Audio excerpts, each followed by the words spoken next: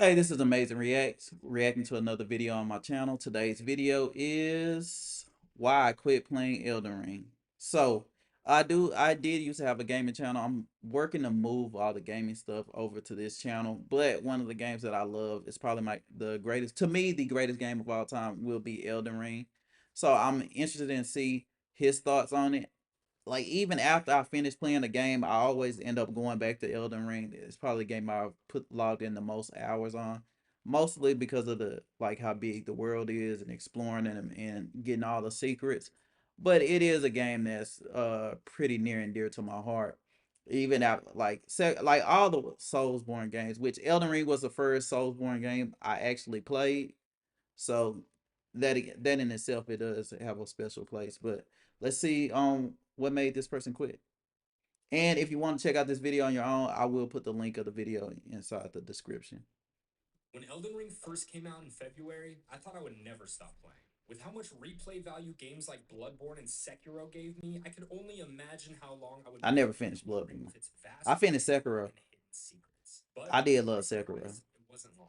To be fair, in my first playthrough of the game, I clocked in probably double the hours of any other games in the series, but playing through it again just felt a little bit different. Something had changed. My What was first the playthrough was reason? horrible. I came up with I didn't when I wasn't like streaming and stuff games when Elden Ring first came out, but my first playthrough was horrible. I didn't know anything about the talismans as far as like helping you boost you. I thought once you got once the little talisman sign popped up, I thought I automatically got the effects from that talisman. So I didn't even know how to run fast. So I'm over here sitting there just dodging and walking away. I didn't even know you could like run like sprint. I know you could sprint on a horse, but I didn't even realize you could do it like while walking. So it was a lot. My first playthrough because I had no experience playing Soulsborne games. So it took me a minute to get the hang of it.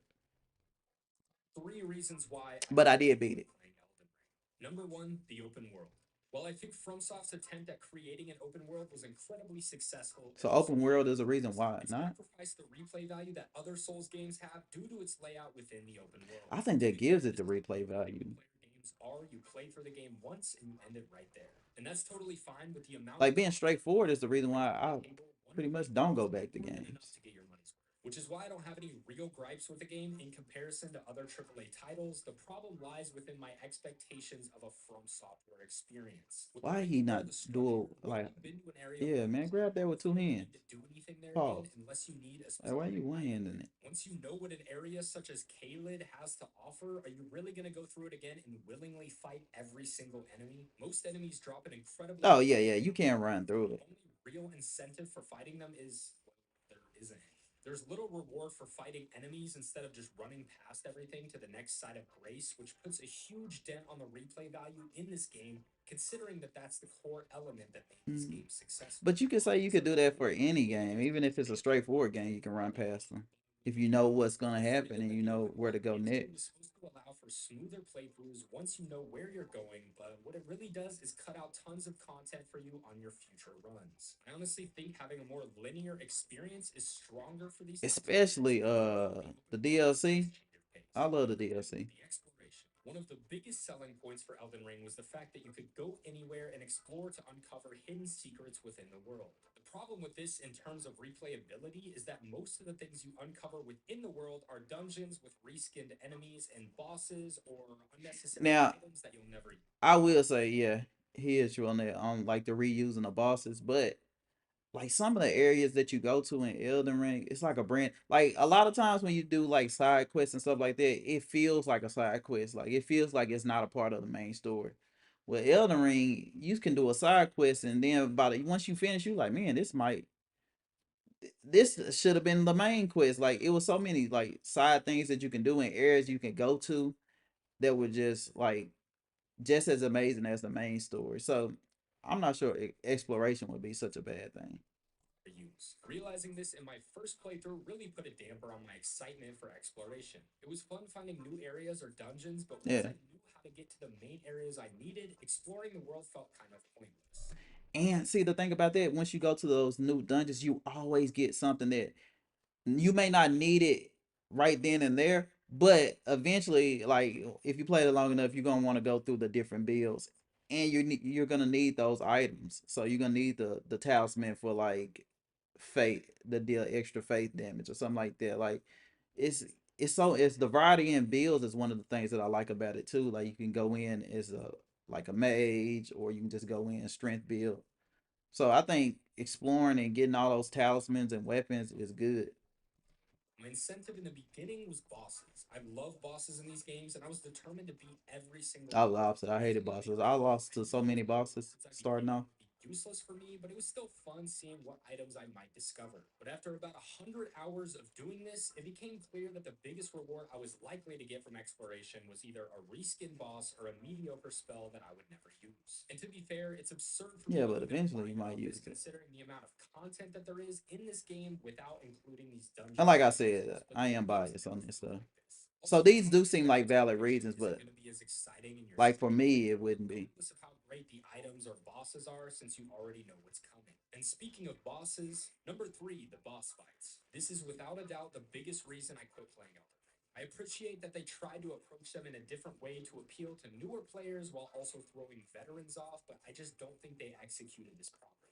First of all, some of the move sets were so insane that the fights just Oh didn't my feel god, I fair. hated With this. bosses like Malekith or Millennia, it The just only felt reason like I you were beat never going to get a Melania chance to fight them. was because This I was game a very much wants you to be arcane build, aggressive, so it just didn't and this make was much back sense for before me. they There were nerfed bosses where I felt like Rivers I of either Blood. had to fight them until I got Like a now I hero can beat or her a no shield, or I problem, had to but use my spear value. first And even playthrough then, I if had I to couldn't re really find a healer or spec even attack for more than one hit at a time, I went back to to beat Dark her. Souls 3 the other day and It wished took I me could like pick two how many days, I hits think. I could get in at once. Instead of making the bosses do modest damage with larger health bars like Dark Souls This was 3, when Elden Ring Rivers of made Blood was bosses have OP. smaller health bars, but Like more Rivers of constant Blood damage was like, output if you're not man, careful. it was Second, crazy at another first. problem I have with the game Neo, I love the game itself, but no matter how far I got in the game, I was always either one or two hits away from dying at all times. That just kind of feels like artificial difficulty to me. But I think if Elden Ring had adjusted this a tiny bit, it would have made them much more enjoyable rather than dodging a 15 move combo just to get one hit in every I time. can see if he was Besides talking this, I about have the to disclaim DLC, this games. Personally, I would rather have more bosses as long as because it doesn't DLC they had a overpower lot of any of the main combos. story ones, but some of the reskins really devalued the main bosses. Having Estelle appear twice kind of ruined the experience of finding him the first time, and this happened with tons of bosses in the game.